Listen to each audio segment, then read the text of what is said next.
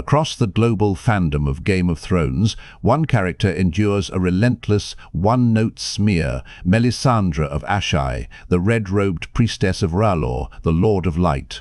To casual viewers and countless online commentators alike, she exists as nothing more than a raving religious fanatic, a bloodthirsty witch who manipulates kings, preys on innocent children for ritual sacrifice, and wields cruel shadow magic to murder rival lords without remorse. She is painted as a hollow zealot, blinded by blind faith in a fire god whose existence many dismiss as mere medieval superstition, a schemer who twists Stannis Baratheon's ambition to feed her own hunger for power and divine validation. This surface-level reading strips Melisandre of every layer of nuance. George R.R. Martin, embedded within her arc, it judges her solely by the visceral horror of her most brutal acts, while entirely ignoring the apocalyptic context that shapes every single choice she makes. This analysis will dismantle that shallow caricature piece by piece, framing Melisandre not as a deranged zealot, but as the sole strategic visionary in Westeros who fully comprehends the existential extinction threat posed by the White Walkers and the Endless Night. Every act branded monstrous by Westerosi society, shadow assassination, blood magic, the burning of Princess Shireen Baratheon, her manipulation of royal claimants, was not born of mindless religious fervor, but of cold, calculated military and existential triage. In a world where genuine deities, necromancy, shadow spawn and soul-resurrecting magic are proven, tangible forces, conventional chivalric morality becomes a fatal luxury. Melisandre shoulders the burden of making unforgivable, seeming calls so that humanity itself might survive the long night. We shall unpack the hard empirical proof of R'hllor's power, weigh her sacrifices against the scale of annihilation looming over the Seven Kingdoms, dissect her asymmetric warfare tactics, and trace how her grim strategic calculus culminates in the decisive Battle of Winterfell, where her fire magic turns the tide against the army of the dead. By the close, we will confront a brutal, timeless ethical question when the alternative is total genocide. Can the sacrifice of a tiny minority ever be justified by the salvation of millions? Melisandre's journey forces every viewer to abandon black-and-white moralizing and grapple with the messy, impossible choices of a commander facing an apocalypse no other ruler in Westeros had the foresight to recognize. Morality is a luxury in a god. Touched apocalypse.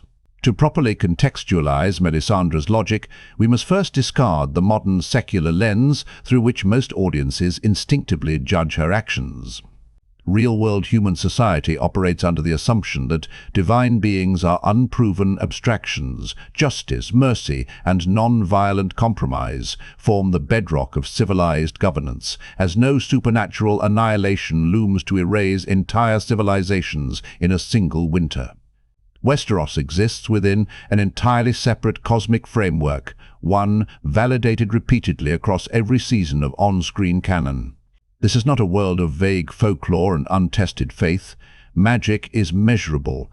Deities intervene directly in mortal affairs, and a primordial force of cold death marches south to erase all living things.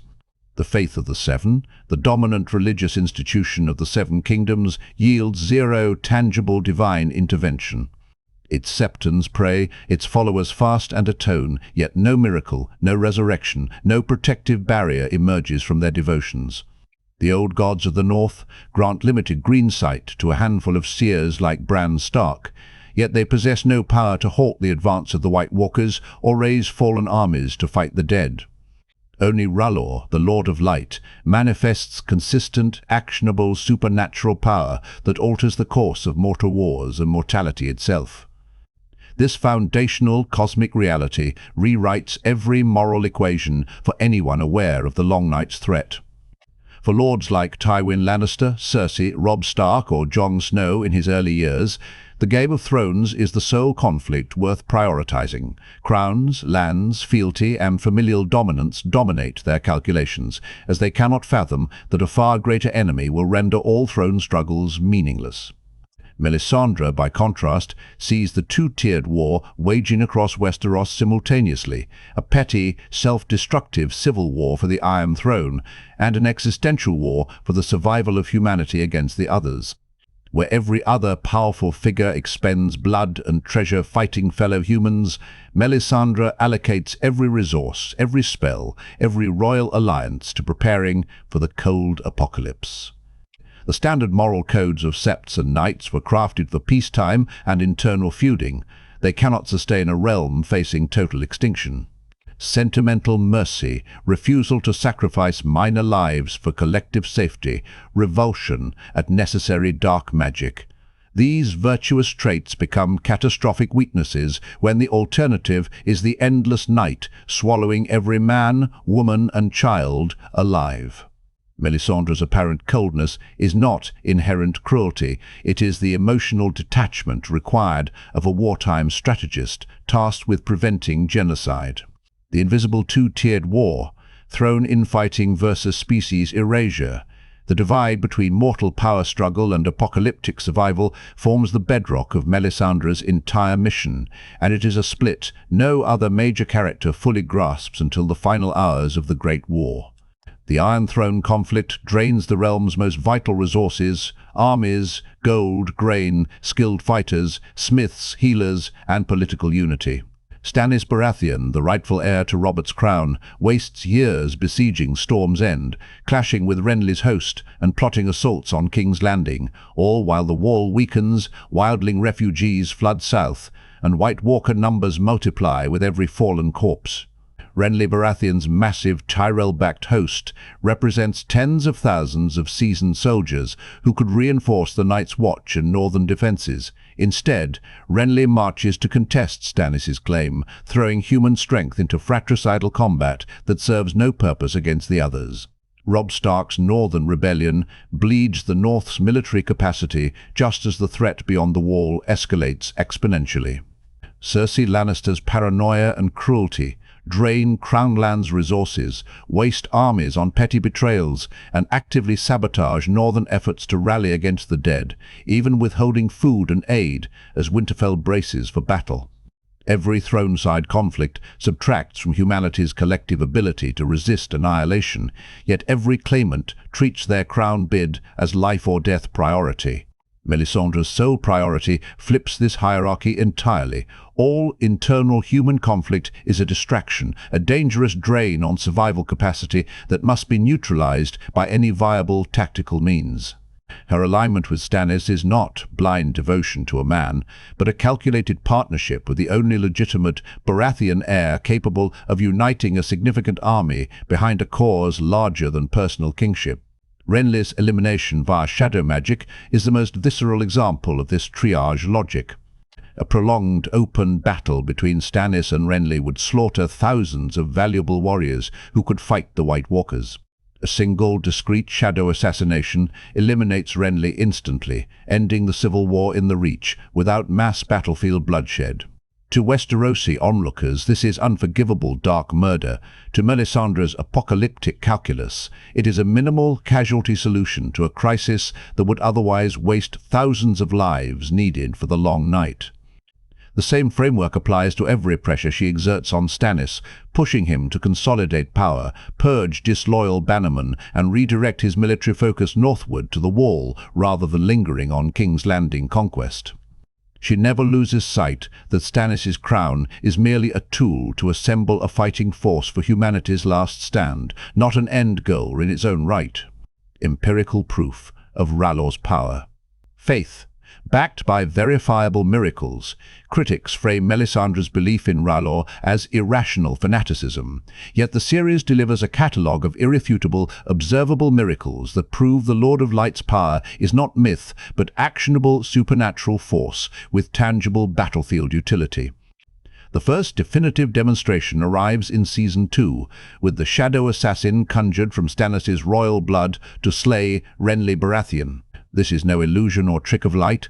The shadow is a sentient, lethal construct forged via Melisandre's blood magic, capable of breaching guarded tents, bypassing bodyguards, and delivering a fatal blade wound before vanishing without trace.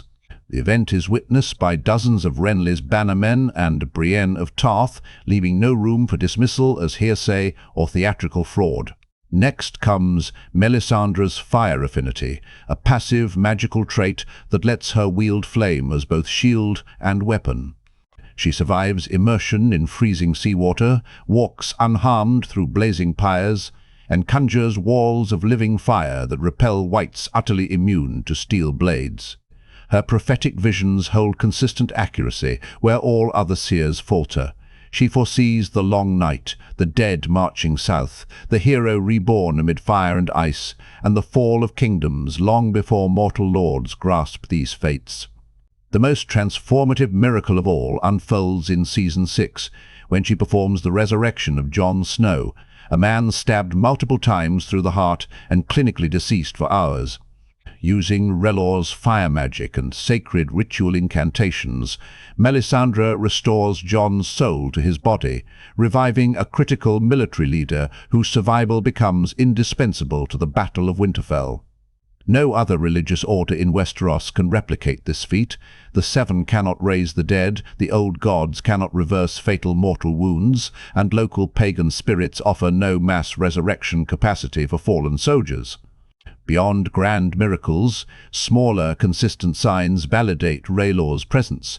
Fire responds to Melisandre's will, shadows bend to her ritual commands, and protective light wards ward off dark supernatural entities like wights and wraiths. Equally vital is the contrast of inaction from competing faiths. The High Sparrow and Faith Militant wield violence against political rivals, yet produce zero divine miracles to defend the realm from the others. The Stark Green Seers see fragments of the future, but cannot alter the tide of war on a large scale. Melisandre's faith is not blind devotion to an unproven ghost. It is allegiance to a proven interventionist deity whose magic directly counters the cold death of the White Walkers. For a strategist facing annihilation, relying on a power source with a perfect track record of battlefield results is not fanaticism. It is pragmatic military planning. To dismiss R'hllor's power out of personal moral distaste for Melisandre's methods is to ignore hard, on-screen canon evidence and to overlook the single, viable supernatural weapon humanity possesses against extinction. Every spell, every ritual, every blood offering Melisandre enacts is a calculated deployment of the only anti-other force the world has access to. Westeros's greatest trolley dilemma, the sacrifice of Princess Shireen.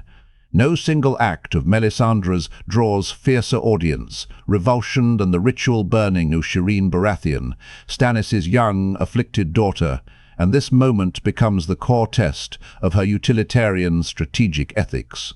To casual viewers, the scene encapsulates her unbridled cruelty, a vulnerable child sacrificed to feed a fire god's hunger, a heartless priestess manipulating a broken father into murdering his own flesh and blood for empty divine favor. When placed within the full apocalyptic and meteorological context established across the season, however, the choice reveals itself as the bleak endpoint of a continent spanning trolley dilemma. First, we must outline the unraveling crisis that precedes Shireen's sacrifice. Stannis' host marches north through brutal, unending blizzards that stall progress, freeze supply lines solid, kill draft horses by the hundred, and cripple the army's ability to reach Winterfell and reinforce the northern defense against the White Walkers. The winter storm is no ordinary seasonal gale. It is a supernatural cold, emanating directly from the expanding power of the others, a premonition of the endless night that will freeze all life across Westeros. Melisandre's prophetic visions confirm that a king's blood, offered in willing ritual sacrifice to R'hllor, is the only force potent enough to break the cursed blizzard and clear a path north for Stannis' army. Shireen bears royal Baratheon blood, making her the sole viable royal sacrifice within Stannis' camp. There exists no other claimant, no other royal child, no substitute vessel with the same sacred blood potency required to shift the supernatural weather. The utilitarian calculus could not be starker: sacrifice one gravely ill young girl, or condemn Stannis' entire army, the northern resistance, and potentially hundreds of thousands of northern civilians to annihilation beneath ice and white hordes. Shireen suffers from grayscale, a degenerative disease with no proven cure in Westeros. Her long-term prognosis is a slow, agonizing death marked by flesh rot and mental decay, a fate she would face even without the ritual sacrifice. Melisandre does not invent this sacrifice requirement out of malice. R'hllor's magic consistently demands royal blood as a conduit for large-scale supernatural shifts, evidenced already by the shadow assassin forged from Stannis' blood months prior. Stannis, as Shireen's father and the man bearing royal Baratheon lineage, holds final authority over the choice, a critical detail often overlooked by critics who paint Melisandre as the sole puppeteer. Stannis consents to burn his daughter after weighing the fate of his army and the realm. Melisandre acts only as the ritual executor of a decision the king himself endorses. Beyond the immediate storm resolution, the sacrifice carries a secondary strategic layer. It hardens Stannis into the unyielding, unsentimental leader the apocalypse demands. A commander clinging to familial sentiment cannot make the brutal triage calls required to save millions. Sacrificing his daughter strips away his last lingering softness, forging him into a figure capable of making every subsequent unpalatable choice for humanity's survival. Viewers' visceral horror stems from modern moral intuition that frames child sacrifice as unforgivable under any circumstance. Yet modern society never faces a supernatural ice apocalypse where such a sacrifice is the only viable countermeasure. Within Westeros's cosmic rules, mercy to one doomed child translates to merciless extinction for countless thousands. Melisandre bears the public stigma of this horrific choice willingly, absorbing all popular hatred, so Stannis retains what fragile authority he has left to lead the fight against the dead. She accepts the role of society's designated monster, so the actual wartime commander can preserve his command structure and battlefield credibility. This is not sadism, it is the quiet self-sacrifice of a scapegoat who shoulders universal loathing to keep the species' last fighting force intact. Shadow magic as asymmetric wartime weaponry. Critics universally label shadow blood magic as unholy, immoral, dark sorcery, yet when analyzed through military asymmetric warfare frameworks, it emerges as one of the most life-preserving tactical tools at Melisandre's disposal. Asymmetric warfare defines conflicts where one side holds overwhelming conventional troop numbers. The weaker party relies on precision, low-casualty special strikes to avoid grinding, body-heavy pitched battles that decimate their limited manpower. Stannis' host is vastly outmatched by Renly's Tyrell-reinforced army in Season 2. A head-on field battle would stack thousands of dead Baratheon loyalists against Renly's far larger force. Conventional warfare offers no path to victory without catastrophic manpower loss, which would strip the northern anti-other effort of thousands of vital fighters. Melisandre's shadow assassin solves this imbalance with a single, targeted elimination strike. One kill removes Renly's claim to the throne, dissolves his coalition instantly, and absorbs the Tyrell host's potential strength into Stannis' fold, all without a single open battlefield fatality. To frame this as gratuitous murder misrepresents the wartime calculus entirely. It is the magical equivalent of a precision decapitation strike against a rival commander whose army would otherwise waste lives needed for the long night. Beyond Renly's assassination, shadow and blood magic serve consistent low-loss strategic functions across Melisandre's tenure with Stannis. Blood rituals bolster Stannis' stamina, battle resilience and royal aura, strengthening his capacity to lead troops through frozen marches and brutal skirmishes. Ritual firewards repel minor dark supernatural threats that would otherwise pick off sentries and supply runners overnight, preventing slow, draining attrition losses before the main campaign even begins. Every magical intervention is calibrated to minimize mortal casualty totals, a stark contrast to the mass slaughter conventional battles favored by every other Westerosi warlord. Lords like Robb Stark, Joffrey Baratheon, and Ramsay Bolton revel in brutal open combat and mass executions, shedding thousands of lives for minor territorial gains or petty vengeance.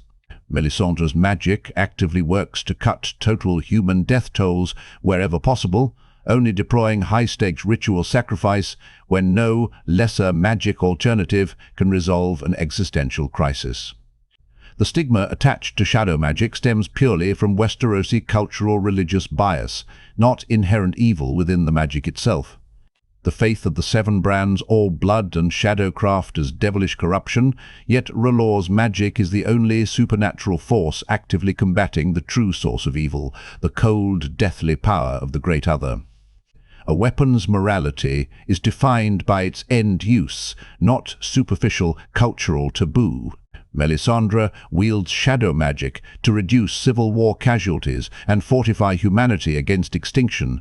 If the same spells were wielded to slaughter innocent villagers for power, the ethical judgment would shift entirely. Her consistent end goal, human survival against the others, anchors every magical act to a utilitarian defense of millions, making shadow magic a legitimate, life-saving wartime armament rather than wicked witchcraft. Final validation, Melisandre's defining role in the Battle of Winterfell and character resolution.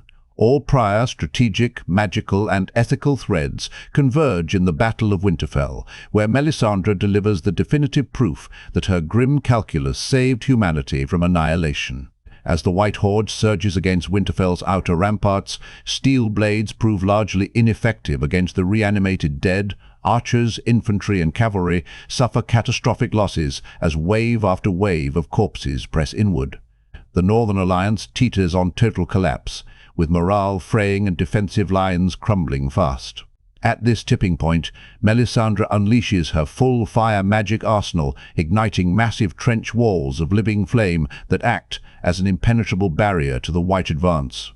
Fire is the only element that reliably incinerates reanimated flesh, halting the undead tide where swords, axes, and spears fail entirely. Without Melisandre's fire trenches, the Whites would have overwhelmed Winterfell's defences within minutes, slaughtering every living defender before Jon Snow, Arya Stark, and Bran could execute their separate missions against the Night King. Her magic buys the critical window of time that lets the three core heroes complete their plan to end the long night at its source.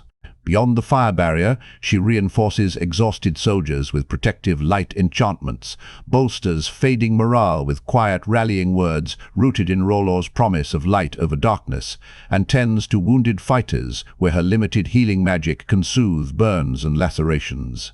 Once the Night King falls and the White Army disintegrates, Melisandre's life's mission is fulfilled, her prophecies resolved, her strategic purpose complete, and she has no remaining reason to linger among mortal politics and power struggles.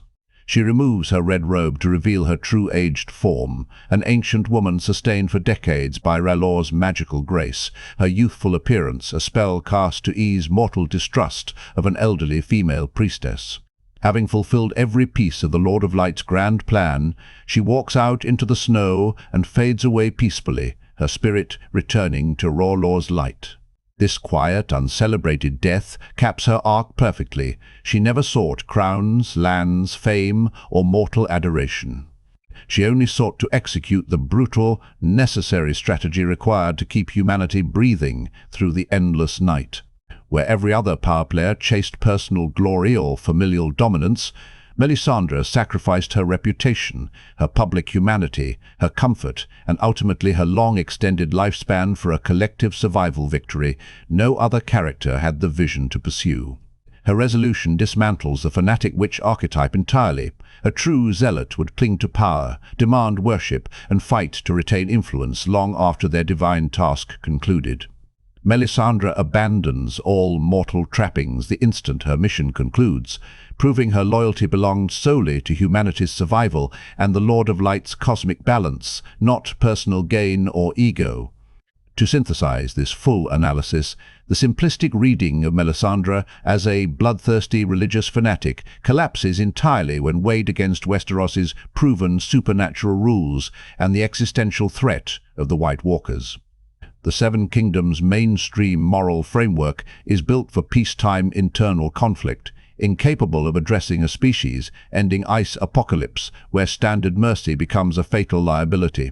Melisandre stands alone as the realm's sole consistent strategic visionary, equipped with access to the only anti-other supernatural power source in existence. Every act, audiences condemn shadow assassination, blood ritual, Shireen's sacrifice stems from utilitarian triage, minimal short-term suffering to prevent mass genocide of millions long-term.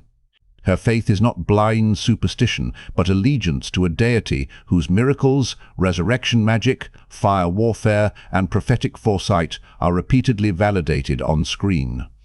Where rival faiths deliver zero actionable divine aid against the dead, R'hllor's power turns the tide of the Great War single-handedly, thanks to Melisandre's decades of dedicated, uncelebrated labor. She bears all public hatred and monstrous branding voluntarily, acting as the realm's scapegoat, so mortal kings and commanders can retain the authority needed to lead resistance against the Long Night. Her quiet, self-sacrificial death after Winterfell confirms she craved no personal reward, only the survival of ordinary men, women, and children across Westeros. Her arc poses an eternal ethical question every viewer must resolve for themselves. When annihilation looms for an entire civilization, does rigid, sentimental moral purity do more harm than cold, calculated triage that saves the maximum number of lives? Is a leader willing to bear the guilt of unpalatable sacrifices a greater hero than a virtuous figure who refuses hard choices and lets millions perish out of moral squeamishness? I invite you to lay out your full, reasoned arguments in the comment section below. Do you still view Melisandre as an irredeemable villain, or does the apocalyptic context redefine her as Westeros's unsung, most vital strategic savior? Share which of her choices you find hardest to reconcile with your own personal moral code, and unpack where you draw your line between justified survival sacrifice and unforgivable cruelty.